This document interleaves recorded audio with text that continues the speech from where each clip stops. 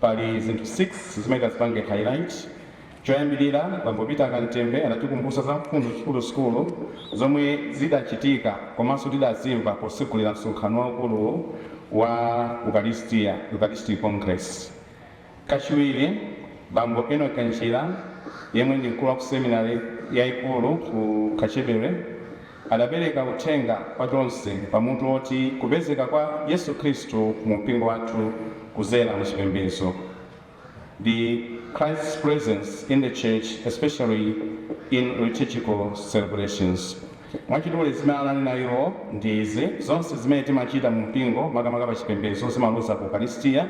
Masakramenti onse amatikozera ku Eucharistia. Eucharistia ndi chimake chenicheni cha moyo wathu ngati Akhristu, choncho tikuyenera konzekera bwino kulandira Eucharistia chifukwa Eucharistia imatithandiza kuphatana ndi Yesu Khristu. Through the Eucharist, we encounter Jesus Christ because there is a divine union between us and God. Mwa zinthu zina zimene zinatumphuka mina wapanga expound kapena kulongosola ndizi Yesu Khristu akupezeka mu mpingo. Christ is present in the church. Muchipembedzo chathu Yesu Khristu alimo. Christ's presence in the liturgical celebrations. Kudzera mu nsembe ya Eucharistia timamva mawu a Mulungu ndipo izi timazivomera pamene tikunena kuti tithokoze Mulungu komanso pamene tikunena kuti ulemu kwa inu Ambuye Yesu Khristu. Kupezeka kwa Yesu Khristu mu sacrament la Eucharistia, presence of Jesus Christ in the sacrament of the Eucharist.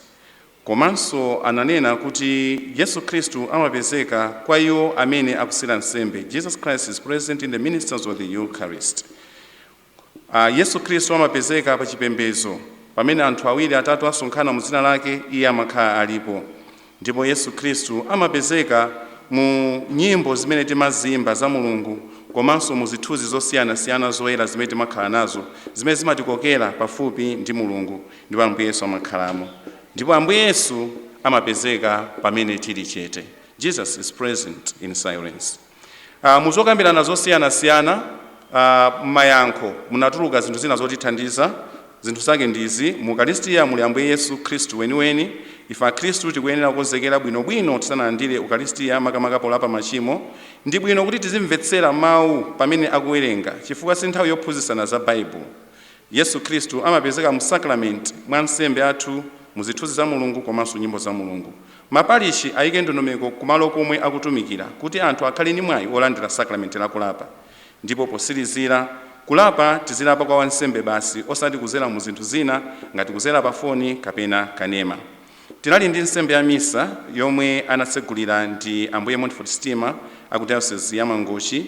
Nsembe ya misa imeneyi inali yokumbukira kusandulika kwa Ambuye Yesu. Munatuluka mfundo zingapo m'malaliko awo koma ningonenapo zitatu zokha. Msonkhano wa Eucharistia ukugwirizana kwambiri ndi chaka cha chiyembekezo. Chiyembekezo chimatithandiza kuzindikira mwayi womwe tili nawo pa moyo wathu posakhala otaya mtima. Pamene takhumudwa, Mulungu amationetsera ulemerero wake monga adachitira kwa Petro ndi anzake pa phiri lomwe Yesu adasandulika.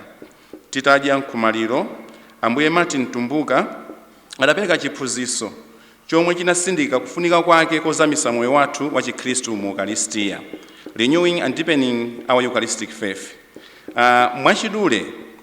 Mwachidule kwambiri iwo anasindikiza zinthu zinayi zimene ife tikuyenera kuti tizisate. I'll say that in English for us to understand it better. We are here to renew our faith in the Eucharist, Eucharistic encounter, identify ourselves with Christ, Eucharistic identity, live the Eucharistic life for transformation of our lives, Eucharistic life, and finally proclamation of the word, Eucharistic mission. Choncho zinthu zinayi zimenezi, Eucharistic encounter, Eucharistic identity, Eucharistic life, and Eucharistic mission, ndi zimene zikutithandiza ife kuti tizikhala pafupi nthawi zonse ndi Yesu Khristu. All the works and services we do in the church, the goal is to bring people to Christ. Anasindikiza zimenezi. Ndipo anazaninanso mawu ena onena kuti majudicial vicars ayesese kukonza milandu yotheka yonse posaswa malamulo kuti anthu azilandira masakramenti makamaka ili sakramenti la Eucharistia. Titamaliza izi ndingolongolosanso kumapeto kuti Ambuye ananena kuti pachipembedzo we need to minimize unnecessary movements and dancing before the Eucharist. We need to avoid false prophets who keep on taking advantage of our situation. No matter the challenges we face in life, We don't need to lose hope and faith, but we have to build ourselves on the life of the Eucharist. Tinamaliza zulo zonse zosiyana-siyana panopa ndi mwambo wa adoration umene anasogolera ndi ambuye Peter Musikuwa akutayosezi ya Chikwawa, ndipo reflection yawo munali zinthu zingapo ningonenapo zitatu zokha. Polandira Ukaristiya ambuye Yesu amakhala mwa ife ndipo ife timakhala mwa iye.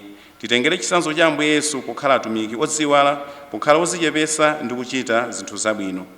Pa nsembe ya misa timalumikizana ndi abale athu omwe anatisiya anasogola mu ufumu wa ambuye.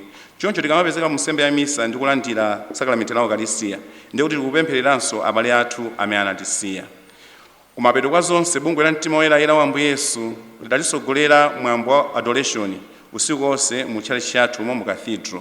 Zomwe kwambiri, thank you very much for your attention. Zikomo.